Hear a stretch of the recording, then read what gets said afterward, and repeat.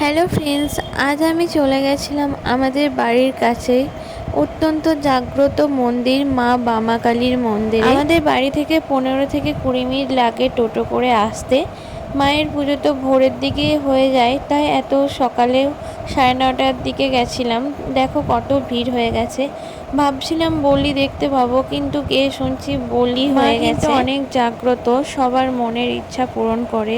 শুনেছি সবাই যা চায় তাই পূরণ হয়। দেখো মায়ের মূর্তিটা কত বড় হয়। আশেপাশে অনেক মেলাও বসেছিল, তারপর ভাবলাম যে একটু মেলাও ঘুরে দেখি।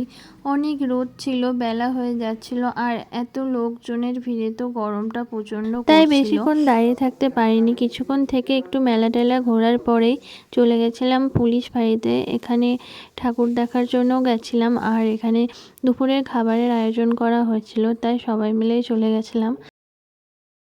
সবাইকে প্রসাদ দেওয়া হচ্ছিল, তাই চলে গেলাম প্রসাদ নিতে, আর প্রসাদ কাটা হচ্ছিল ওই সাইডে।